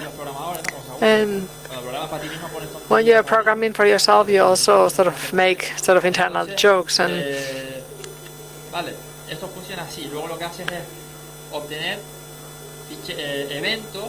And then we'll link functions to the events for the things you want to happen, because this is a WhatsApp client that works all the time, and when things happen, it's like when WhatsApp works. Think that the API is designed to work in the desktop, and if I send a message to Danny or Antonio, they're going to get the image, and it works with event to handle the situations that take place in a WhatsApp session. And I want the picture of the profile, the status, and then I have to start programming, and that's all. Get profile picture, and there it is. This method, this event, and this is in the wiki, and you can get information and include whatever. So I look up this information to see if it's already in my structure in directory, and I do the MD5 because I don't want to save the picture if it's the same as yesterday. So there is this function MD5, and it matches, it compares, and it saves it if it's different. And the same thing, you can change the format of the time, the status. You have to ask for them all at once. You cannot ask for states one by one. You can, because what does WhatsApp do? When you go to WhatsApp for the first time, it updates the status at once. It gets all of your contacts, and you receive all of the states, and that's what you need to do to get the states.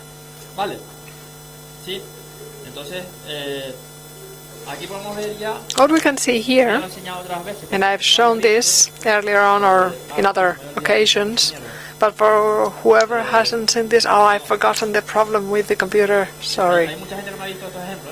Many people may have not seen them. That's why I want to focus more on the technical issues, because this is a workshop rather than the examples that are fun, but if you've seen them, you've seen them. Have you guys seen this already? Only 2 or 3 people? Okay, let me tell them then.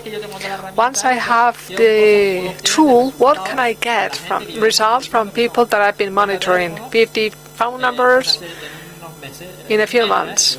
This was in a month. I have a lot more examples, but these are the first ones that are useful.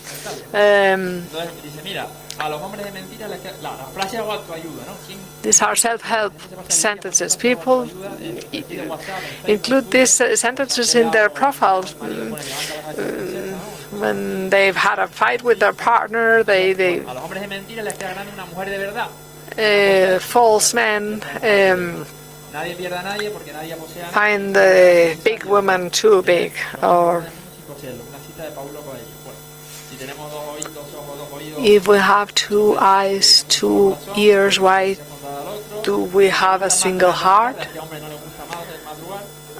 I like you more than staying in bed. Hilo rojo, que es una leyenda, que And habla de this one, this is a legend talking about 2 people who are linked by red thread when they meet, and their destiny had to be shared.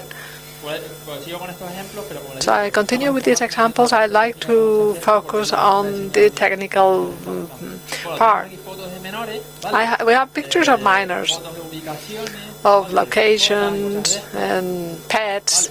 y luego tenemos que esto es una putada porque And this is a serious problem because these are the examples. These are the 3 pictures of this guy who has a lot more.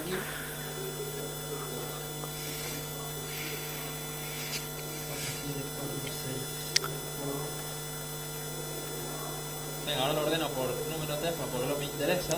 We'll organize it by phone number.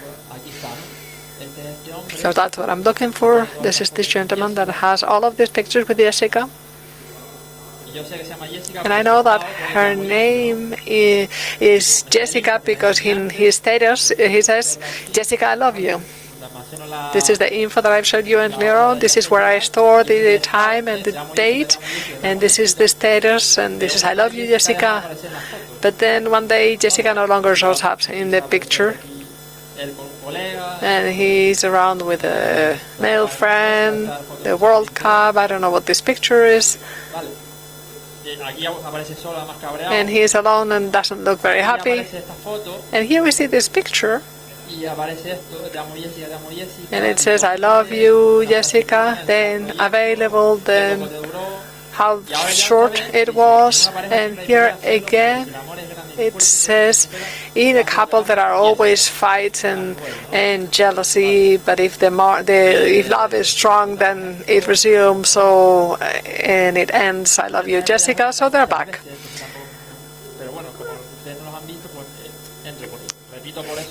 So even though I like analyzing status, I go into the PHP.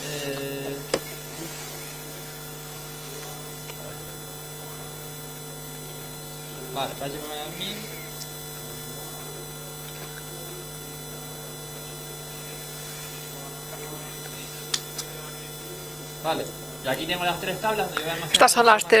These are the 3 tables where I store information, and I show you the code, and in the info I see all the information about customers, Android, iPhone, and what are these undefined, because at the database I'm also storing information from customers I have from somewhere else. These are from WhatsApp and Cover. That gives us the 3 fields that I've set up. But if I go to my ad and I look at all the and I store the information there, I have no device because I didn't get it that way. So in the database it shows us undefined. So in the database I only store the new status. That's why I have a text file in which I'm seeing all this to know how much visually, how much it lasted one particular definition of status. So I can see quickly, I love you, Jessica, how many days it was there without having to count them. And then it says, I love you, Jessica, just once. You leave the database engine to let you the key is repeated. Do not give me the same line again. So see that right here you can look for things.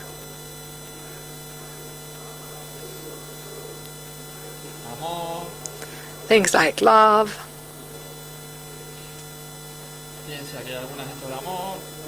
Some on the love topic. Or sad. How are we doing with time, Antonio? ¿En serio? Nada más.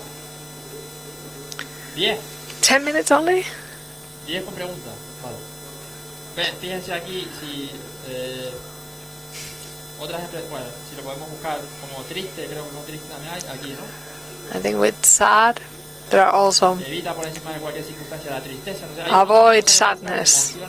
So you can look things up about emotions that helps you understand how they're feeling. And if you analyze all of that together, I have another interesting example, funny example, which are this one here.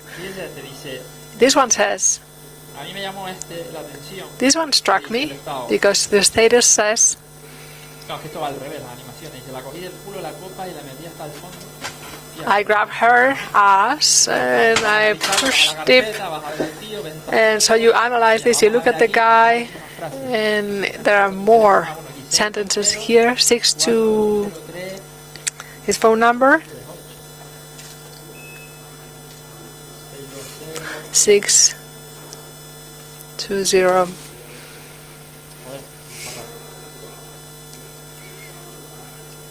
Es que ya estoy con las prisas por el tiempo. It's just that I feel pressured for time.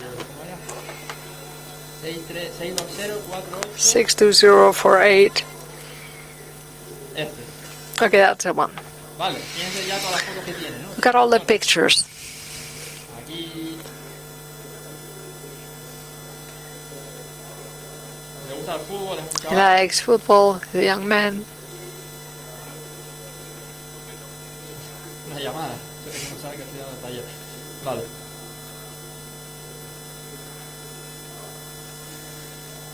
Vale. Ven aquí la foto del equipo de fútbol. Y You look at the pictures and the status. Ven aquí. Que pone.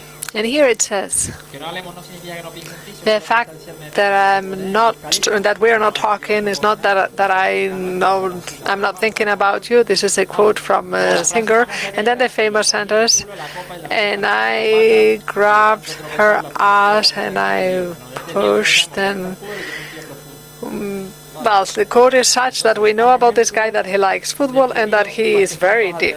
Or this is a guy that has plenty of pictures and profile pictures, but here, if we look at this, we see his status. It says, I am on fire. I hope it's not too late to remind you what's really important. Well, let everybody eat shit. I know I'm in love. Then he's angry again. And then he says, do not talk to me right now. And if you look at the pictures beyond all of this, see this picture, Don't Talk to Me, which is a meme that he did on the same day. He had that on the picture and on the status, so he wanted the world to know he was angry. He didn't want to be called. So the time online to see how many people are addicted to WhatsApp. This is a test that says from all of the days that I have information about you for line tracking, take me all of the figures that in all of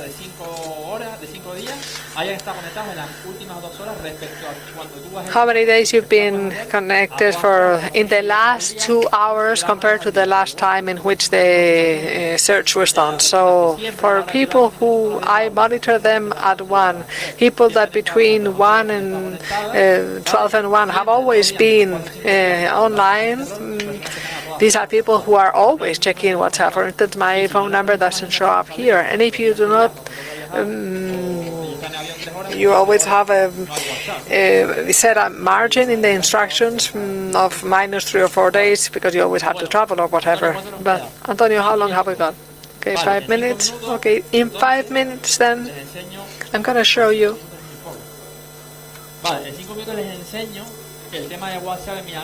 The WhatsApp in my ads or mis anuncios. I think this is of interest. And the image parcel.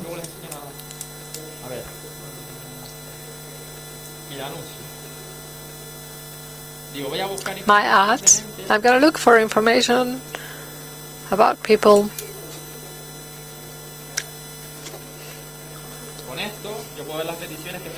With this, I can see the request I'm making. digo, voy a buscar toda la gente que And I'm tenga going to look at WhatsApp. all the people who've written that they can receive WhatsApps. So we have plenty of ads of people, and usually if they say they are using WhatsApp, we can see their phone number. Entonces, si yo veo aquí, So if I see puedo ver esta petición, this puedo request, decir aquí, esta, que me la abra. and I can tell it to open this one in a new Es el teléfono, ¿no? Entonces yo, si me hago un script, thumb, de manera automática la petición, and if I write this script that asks me to parcel all of that, all of those ads to get the IDs, because if you see the source code of the page, these are links to an ID, because there has to be an ID. And when you do that with an ID, look at this. vale. Meten aquí un ID, ¿no? You introduce an ID, and you can see in the source code the phone number and patch it. And it can be a bit harder if you, because you were talking about intelligence based on open source. If you want to get them all, you have to work a bit on top of doing the parcel and getting the URL. And look at how I'm going to show you the phone. En Unicode. It's in an icon. Y entonces tú dices, And then you say, copias esto, you go to, para que vean cómo funciona. you copy this so that you can see how it works. Bueno, hasta aquí, venga. Y digo, Unicode, And I say Unicode, el strings, keep strings, line, aquí, convert, deep class, Convert. no sé qué, 654, no sé qué. and then you get the phone. And people, and I had a script that worked very well, but just a few days ago they changed it again, and I didn't know that I was not going to have time to show it. But anyway, I generated once more, and I discovered something else. Because if you start asking for requests to Milanuncio, and you get the IDs, and you start the WAF or whatever it is that they have, they realize that you're asking for too much contact data at the same time, and they cut the connection. But it's smarter than that. They send you the page, and you go crazy because you think that something's not working, because and I get 5 telephones numbers, 10 telephone numbers, and then you realize, you start seeing what's going on, and you realize. El Sami sigue cuando se la charla de Sami, entonces yo también tengo teléfono, ¿no? O sea, a las 5:30. The Sami. Lo que ves es que en realidad. So what you see then is that what they're doing is they're sending the same web page, and they remove that. They remove the line when you had that. So what do you do then? Then you think it's a sleep. You sleep for 40 seconds, and then Esto es así. and this is.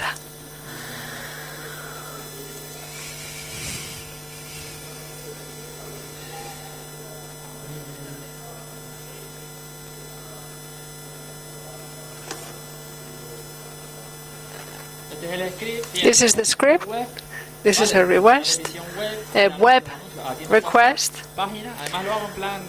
and I do this randomly. Get me the page 1, 5, 10, so that they're not all the same. And because people update the ads, so I get different things. I ask it right so that it doesn't give me repeated phone numbers in case an ad that was in page 1 is moving to page 2 or 3 or whatever. So when you're programming, you have those problems and you have to solve them.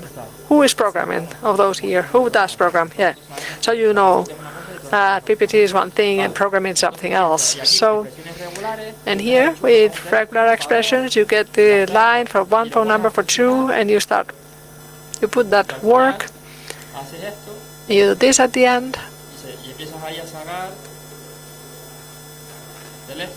And you start getting phone number. You sell gaming machines.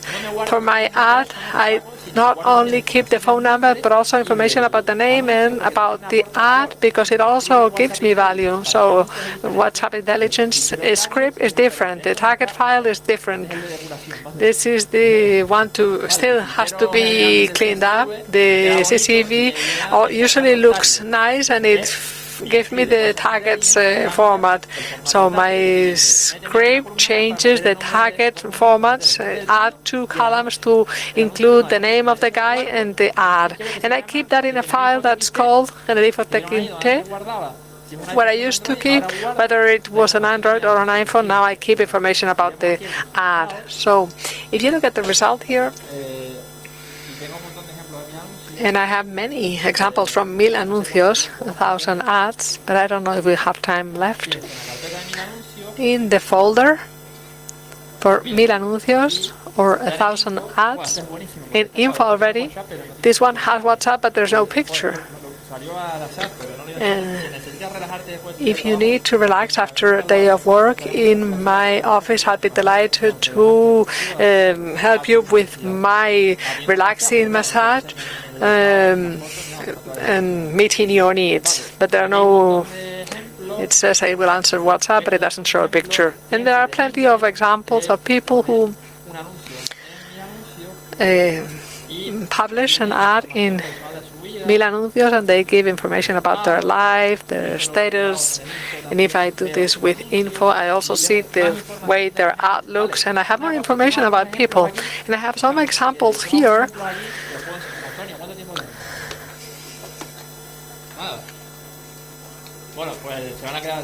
Okay, then I can't show you any more examples, but they're good. Similar to the ones that I've shown, but from 1000 anuncios. And the last thing I want to show, and I do that very quickly, when I bring an image, this is interesting for you to see as well. If I have an image,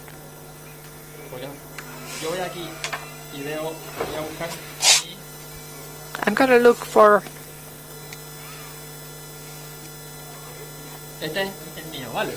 this is mine.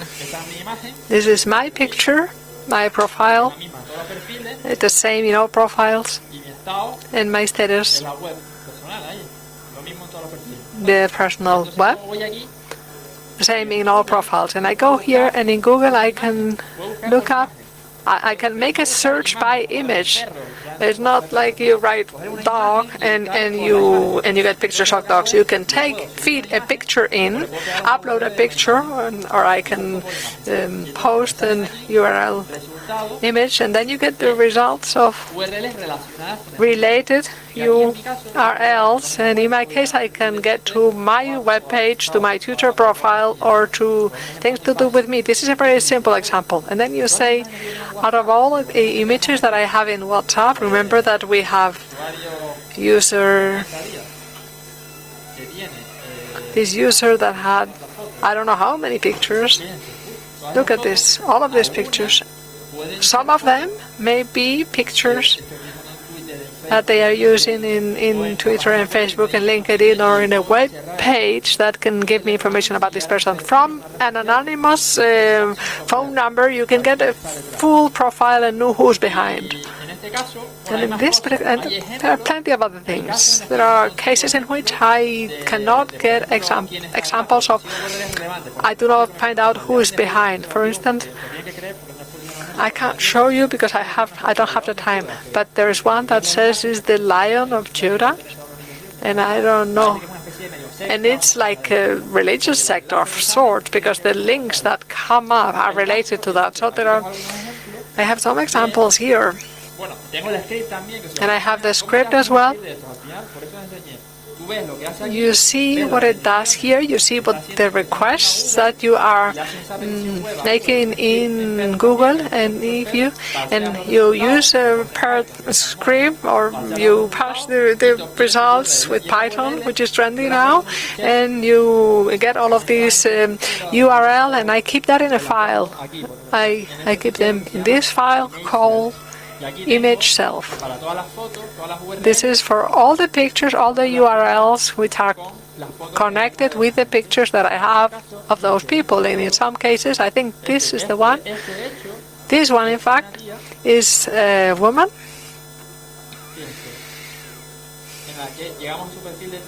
And we get to her Twitter profile with this picture, which is 1703, 2015. 4th of April. This is a picture. And this is her Twitter profile. Did you see that? Amalia Moebius, and I have more examples. Aquí tenía dos ejemplos, fíjate, un ejemplo chulo, que uno de Sagaleche que estaba súper guay. Pero bueno, para otro día. Esta, por ejemplo, es una guía con este teléfono que esta foto de perfil la identifica un perfil de LinkedIn. This is another lady, another one with a LinkedIn connection, the Twitter one, and this one is in Facebook. And there's another example, like a guy who is part of a cycling club, another one that works in a veterinary clinic. So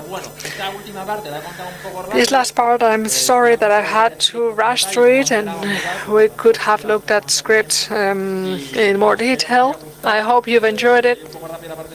I've had to rush, but more or less, I think you've realized what you can get to. How can you apply or generate cyber intelligence from all of the information sources and other things that you may think of? Well, thanks very much. I hope you've enjoyed it. ¿Hay tiempo para preguntas, Antonio, o nos echan? Is there time for questions? Yo te quería preguntar si... I wanted to ask, with what you've shown from WhatsApp, can you only choose the images or also the conversations? No, not the conversations, otherwise we wouldn't be here.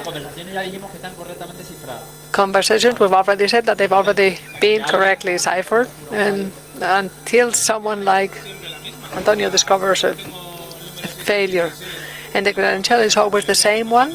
I have the number 666. Yes, it's always the same one unless you reinstall the application, and when you do so, they also send the same one. I cannot say this for sure.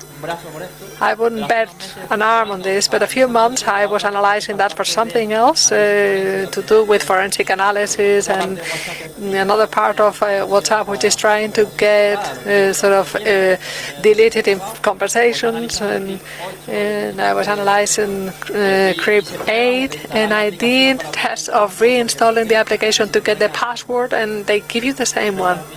I think that's the case. Okay, thanks very much. But I'm not 100% sure. And you know, these changes all the time. Tomorrow I say this now, and tomorrow they may have changed it already.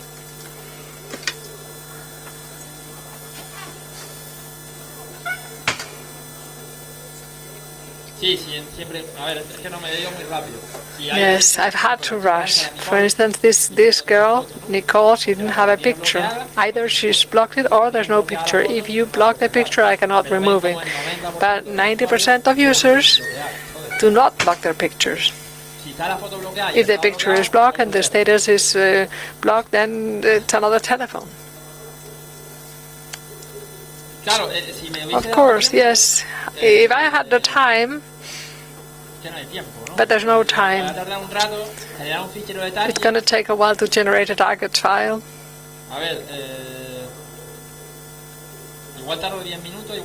I might take 10 minutes or just 2, because I have to.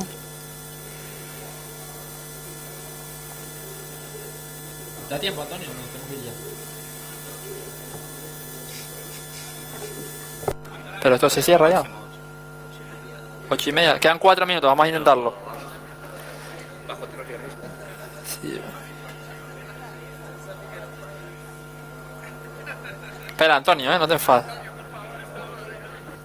Que no, tío. A ver, tú... Da tiempo, ¿no? Que se quiera quedar, que se quede. Porque nos tenemos que ir. Sí, el que se quiera quedar... Vendrá el momento de seguridad y ya que... Pero hasta entonces... Pues, Vale, el que quiera abandonar... El que quiera abandonar para que no nos desalojen, que se vaya. Those of you who want to leave, please feel free, and whoever is interested in seeing how we do this, because I don't know if I've had a time. It is a bit time consuming. Okay, let's leave it here then.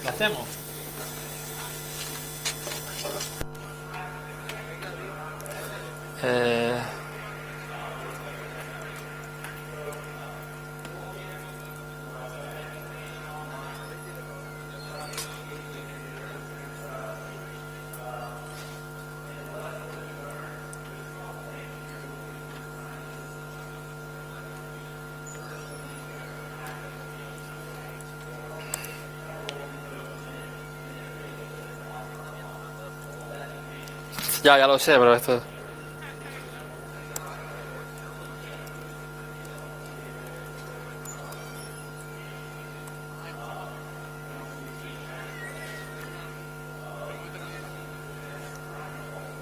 Tengo el día de gloria hoy porque parece que lo vamos a lograr. I think we're gonna do it.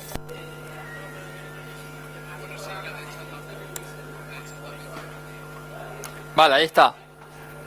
Okay, there it is.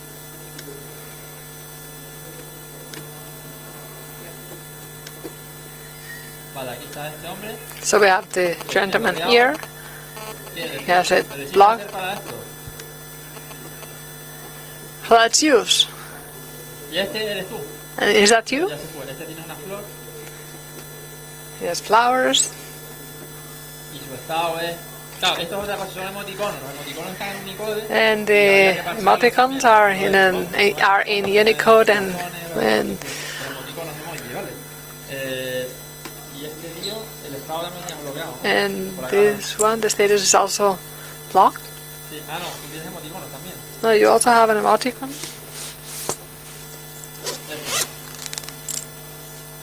Bueno, pues este tío es un usuario hidden, ¿ves? Un usuario que tiene buenas This is prácticas a de seguridad. hidden user with good security practices, okay? So you see how you do it. It's just a 2-minute affair. Okay, so we have to go now? Yes? Vale, pues nada, espero que les haya gustado. Okay, I hope you liked it. Thanks very much. See you soon.